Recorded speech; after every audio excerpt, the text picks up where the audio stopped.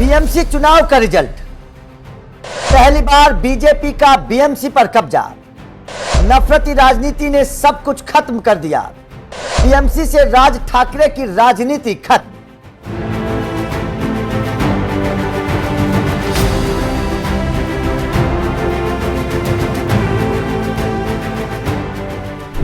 महाराष्ट्र निकाय चुनाव 2026 के नतीजों ने राज्य की राजनीति में भूचाल ला दिया है और जनता ने एक बहुत बड़ा संदेश दे दिया है कि बीजेपी ने विधानसभा चुनाव की तरह महाराष्ट्र निकाय चुनाव में प्रचंड जीत दर्ज की है। लेकिन इस जीत से ज्यादा चर्चा उस राजनीतिक हार की हो रही है जिसने एक दौर में महाराष्ट्र की राजनीति को हिलाकर रख दिया था।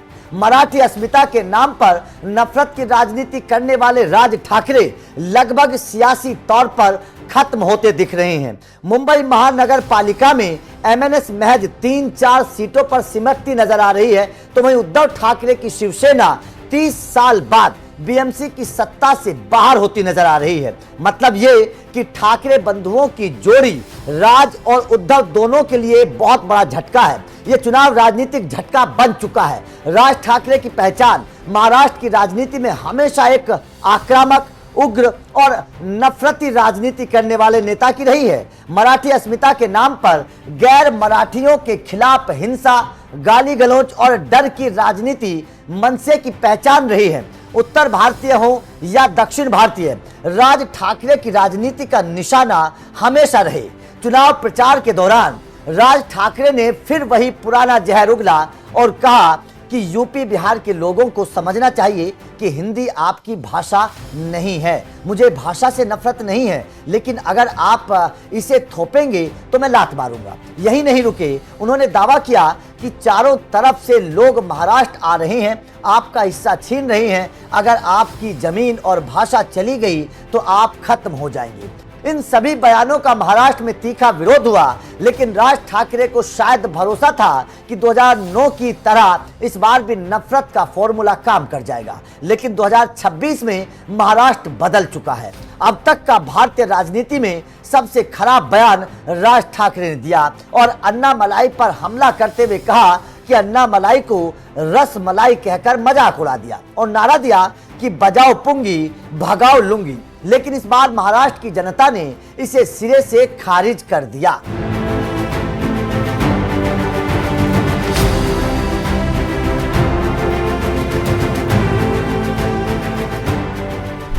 आप जानते हैं कि नगर निगम चुनाव से पहले राज ठाकरे और उद्धव ठाकरे ने हाथ मिलाया था और कहा जा रहा था कि अब महाराष्ट्र की राजनीति में बड़ा कुछ होने वाला है। विश्लेषक कहने लगे थे कि ठाकरे बंधु साथ आकर मराठी वोटों को एकजुट करने में कामयाब हो जाएंगे, लेकिन नतीजा उल्टा निकला। राज ठाकरे के साथ हाथ मिलाने से उद्धव ठाकरे को उत्तर भारतीय और गैर मराठी वोटरों का नुकसान उठाना पड़ा। वहीं मराठी वोटर्स भी इस गठबंधन से खासा प्रभावित नजर आए। मतलब यह कि न राज को फायदा हुआ और न ही उद्धव को राहत मिली, बल्कि 30 साल से चली आ रही शिवसेना की बीएमसी की सत्ता की हाथ से चाबी खिसक गई। लेकिन इसके उलट बीजेपी ने इस चुनाव में साफ रणनीति अपनाई और देवेंद्र फडणवीस ने बार बार कहा कि मैं भी मराठी हूं, मैं कोई बाहर से नहीं आया हूं, नागपुर भी महाराष्ट्र में है और मैं महाराष्ट्र के लोगों के लिए ही लड़ रहा हूं।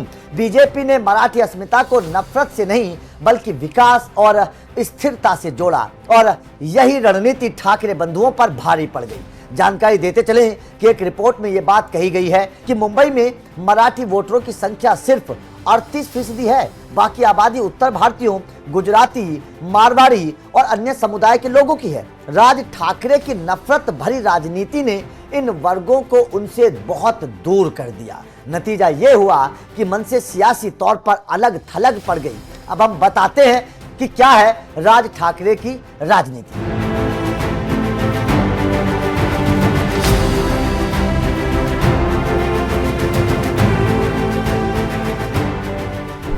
आप और हम सब जानते हैं कि राज ठाकरे 2005 में मातोश्री को छोड़ दिया था। भाई उद्धव से अलग होने के बाद 2006 में एमएनएस यानी कि महाराष्ट्र नवनिर्माण सेना बनाई। 2009 में उनकी पार्टी ने शानदार प्रदर्शन किया और विधानसभा की 13 सीटें जीती। लेकिन उसी दौर में उत्तर भारतीयों के खिलाफ हिंसा ने उनकी छवि को काफी नुकसान पहुंचाया। 2012 में नासिक महानगर पालिका में मनसे सबसे बड़ी पार्टी बनी, लेकिन फिर शुरू हुई गिरावट और आज एकदम रसातल पर पहुंच चुके हैं। 2014 में सिर्फ एक विधायक, 2019 में भी जीरो मिला, 2024 में तो पार्टी का खाता तक नहीं खुला, 2026 में निकाय चुनाव में मनसे लगभग खत्म हो गई। निकाय चुनाव के नतीजे साफ संकेत दे रहे हैं कि राज ठाकरे की राजनीति अब हाशिए पर पहुंच चुकी है।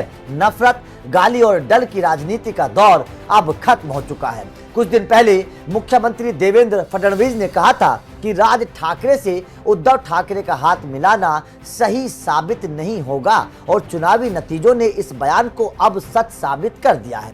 पर आज सवाल ये है कि क्या राज ठाकरे अपनी राजनीति की दिशा बदल पाएंगे या फिर महाराष्ट्र की राजनीति में उनका अध्याय यहीं खत्म हो जाएगा। महाराष्ट्र निकाय चुनाव 2026 सिर्फ जीत हार की कहानी नहीं है, यह उस राजनीति के अंत का संकेत है जो नफरत के सहारे सत्ता तक पहुंचना चाहती थी। महाराष्ट्र की जनता ने साफ संदेश दे दिया है कि अब पहचान के नाम पर जहर नहीं बल्कि विकास और साथ चलने की राजनीति चाहिए। तो आप समझ सकते हैं कि अब दोनों भाइयों की हालत खराब है और आगे देखना होगा कि ये इस खराब हालत से कैसे उबर पाते हैं। तो आपका इस चुनाव नतीजों को लेकर क्या कहना है, कमेंट करके अपनी राय जरूर दीजिए।